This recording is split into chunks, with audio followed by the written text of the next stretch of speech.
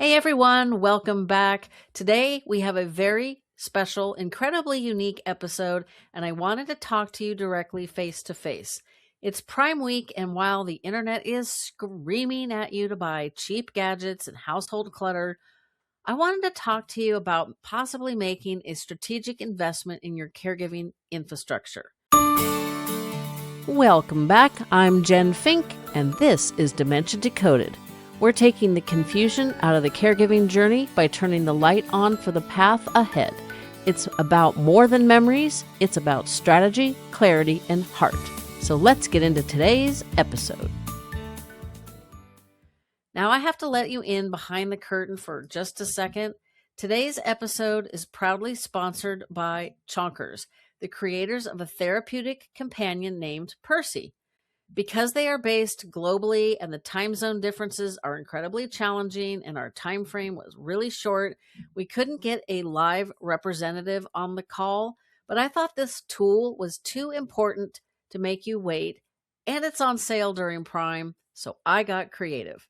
Today I am breaking down the science of non-pharmacological sensory tools using a blend of real stories, clinical data, and visual simulations to show you exactly how this tool works in the trenches. Now, most of you know how deeply I believe in the power of connection for seniors navigating cognitive decline. Back in 2019, I took my youngest golden, Remy, on a visit with Mom. That was one of the most joyful visits we'd ever had.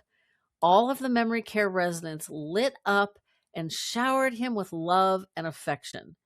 One woman, the one you can see petting him in the center of this photo if you're on YouTube, decided that she belonged to her, and she chastised me for having a training collar on him. What was happening in that moment wasn't just cute, it was clinical. For a few hours, that training collar gave her a sense of authority, purpose, and reality. Remy brought so much joy that afternoon, he gave the residents a reason to have conversations with each other, to be engaged, and to step out of the fog of dementia. I only wish I could have curated more visits with him. As regular listeners know, I talk about my senior golden Luna quite a bit. I never got the opportunity to take her to a visit, but I'm confident, as social as she would have been the star of the afternoon. But here is the hard truth we have to face as care strategists. As beautiful as that afternoon was, I couldn't leave Remy there, and I couldn't bring a live animal into my mom's everyday environment 24/7. But as family caregivers, we can't have a therapy dog in our living room 24/7 either. And that reality often forces us to look into getting a live pet for a loved one at home. While the intention is beautiful, as care strategists, we have to look at the practical reality. Live pets versus caregivers' burden. If you've been around long enough, you know that my parents had an older miniature poodle named Misty, and Misty was a handful. Every time she looked at Mom, whether for attention or play, Mom would feed her. A miniature poodle should weigh about 14 pounds, and Misty ended up weighing 28. Obviously, this much excess weight was not good for her health, and it also caused some major doggy hygiene problems. We won't discuss that further. After Mom and Misty moved to memory care together, the problem actually got worse. Subconsciously, Mom trained the other residents to believe that Misty was starving. They started hoarding food from the dining room in their cloth napkins for the poor hungry dog. And that definitely did not help her weight issues. And the random food around the residence probably wasn't a good idea either. But there are other serious issues we have to concern ourselves with. Dogs can be major tripping hazards, especially one as small as Misty was. And on the flip side, golden retrievers like mine could accidentally knock an older person over, especially if they think you're hiding a treat in your pocket. There's also the sheer responsibility of a dog ownership. They need walks and baths and regular vet visits. Maybe you know that dogs experience the world through their noses, so they need walks where they can sniff out the daily news. And they also don't have long-term memories. They navigate life using patterns. Without consistent structure and discipline, they actually can become a bit unhinged. I'm sure you've encountered many a dog that just yaps constantly or has no manners. And often they just haven't gotten the stability they need to be psychologically fit. When you add all of that up, it is a massive amount of care on top of already caring for a loved one with dementia. And that is exactly why we look for an alternative. We want 100% of the emotional and sensory return on investment of that pet visit with 0% of the caregiving burden. When the late afternoon hits, many families face one of the most exhausting challenges in dementia care: sundowning. Late afternoon restlessness is a common challenge, but sensory tools can provide a safe distraction, bringing peace back to your caregiving routine. The pacing, the evening restlessness, the deep anxiety, when that happens, it is terrifyingly easy to spiral into reactive panic or to worry about over-medication of our loved ones. As care strategists, our job isn't to argue with their reality, but to gently shift it. We look for safe, non-pharmacological sensory interventions to handle behavioral redirection. We need to safely distract and interrupt those negative emotions before they escalate. To show you what this looks like, take a look at the upcoming simulation of a classic sundowning moment. The restlessness is palatable, and traditionally we might try to reason with them, which we know rarely works, but clinical evidence shows there is a better way. This non-pharmacological intervention creates a bridge of communication, reducing isolation for them, and returning valuable rest time to you. Studies from the Florida Atlantic University found that interactive companions are significantly more effective than standard plush items at reducing these negative behaviors.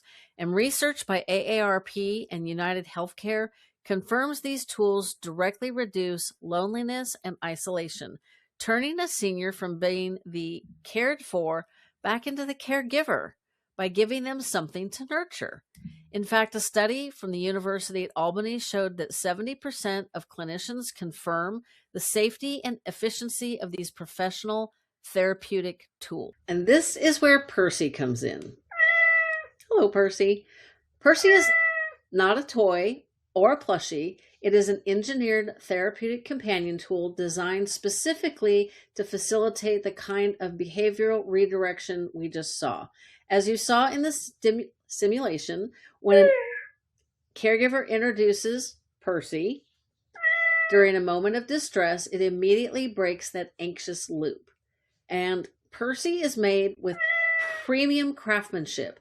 First of all, look at this fur. This isn't cheap synthetic material molded on a factory line. Every single one of these companions is completely handcrafted by 5 distinct artisans over the course of 7 days. That is why you get texture that is so realistic and approachable for a senior who might reject a hard plastic electronic gadget. When you pick Percy up, you'll immediately notice something critical. He has a 2.5-pound weighted core. He drapes naturally over your arm or on your lap, exactly like a real animal. And as care strategists, we know the power of weight. This delivers deep pressure therapy, which actively down-regulates the central nervous system to calm physical anxiety. And there are 4 built-in touch centers located on the throat,